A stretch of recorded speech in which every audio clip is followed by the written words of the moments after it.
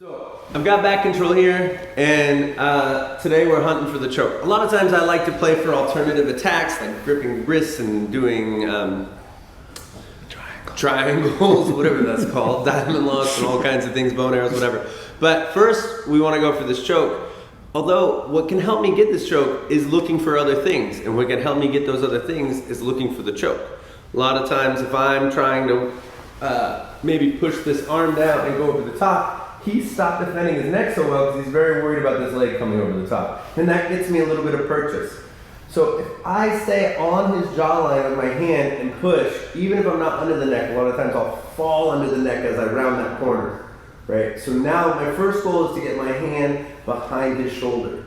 If my hand's hidden behind his shoulder, then I'm safe to let go of this hand without him being able to rip that off of there, right? It's a little bit hard for him to get.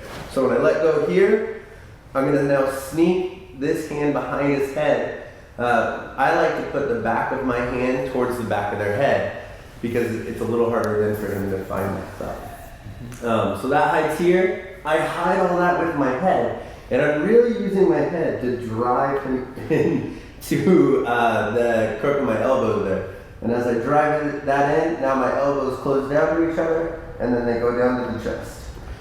If he's fighting that, or I didn't get the grip I wanted in the first place, after I've done all of those things, I'm just going to elevate my scapula a little bit. If I do that early, nothing happens. But if I lock everything in, and then I elevate the scapula, it goes right into the neck where it's supposed to. So, one more time. You got blood back in your brain? I'm here, I'm fighting through these hands, I slide through. The other option, if I feel like getting behind his head is hard, and sometimes I want to just keep this head pressure and not relieve it to get my arm back there because I'm worried about them escaping, is we can look at a short choke.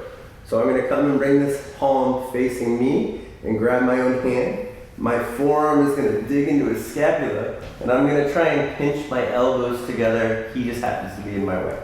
So as I go to pinch my elbows together, that closes it down just like a rear naked choke. The short choke is a great option for people who are really great at hand fighting right there. So it turns out that as I go for these chokes, he wants to stop them. So his hands will come up to defend that.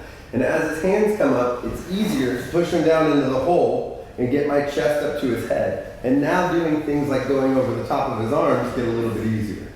So if he's got a grip on my hand and I stay hip to hip and I try and get up here, I lack the dexterity or mobility to do that. But as soon as I push him into the hole, I can go over the top. We're going to catch his arm and kick him the other way. You're going to want to come over here.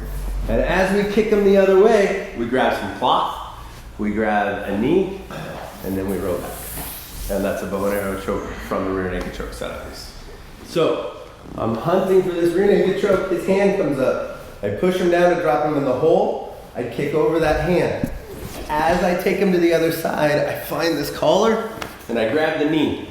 From here I row back, hip up, and put the bow and arrow choke on.